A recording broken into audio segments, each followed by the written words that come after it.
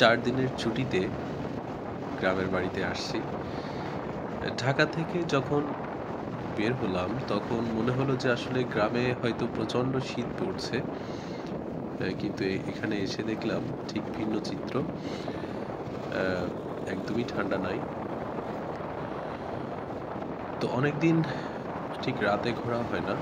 আজকে মনে হলো যে একটু বাইরে থেকে বাইকে করে ঘুরে আসি। তাছাড়া গ্রামে এসে রাতে বাইক নিয়ে ঘুরতে ভালোই লাগে। মাঝে মধ্যে সময় পেলে প্রত্যেকেরই উচিত গ্রামে এসে ঘুরে যাওয়া। জীবনের যেখানে শৈশব কেটেছে তার প্রতি একটা আলাদা টান কাজ করে। যাই হোক, কথা বলতে বলতে ঠিক আমি এই মুহূর্তে আছি পাইকা সাব ব্রিজের ঠিক কাছাকাছি। তো রাতে যারা বাইক ড্রাইভ করেন তাদের প্রতি একটা অনুরোধ হলো, আপনারা অবশ্যই সাবধানে গাড়ি চালাবেন এবং দেখে শুনে চালাবেন। যে কোনো সময় আসলে একটা দুর্ঘটনা ঘটে যেতে পারে। তো আমাদের সবারই উচিত সাবধানে গাড়ি চালানো। আগামীকাল আবারও ঢাকা ব্যাক করব। তার আগে আপনাদের সাথে এই আমার জার্নিটা একটু শেয়ার করছি আর কি।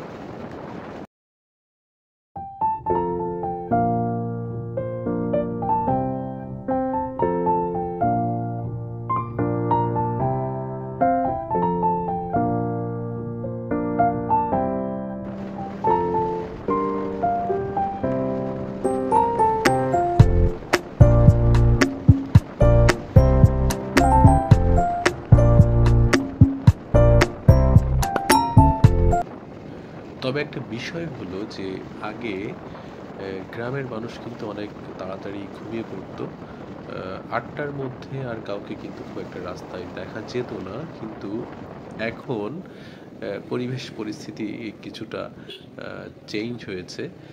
সেটা আমরা কিন্তু রাস্তাঘাটে এখন লোকজনকে দেখি রাত 9টা বা 10টার সময় কিন্তু এখন গ্রামের রাস্তায় লোকজন দেখা যায়।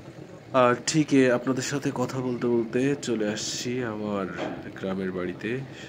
সবাই ভালো থাকবেন, সুস্থ থাকবেন। আসসালামু আলাইকুম।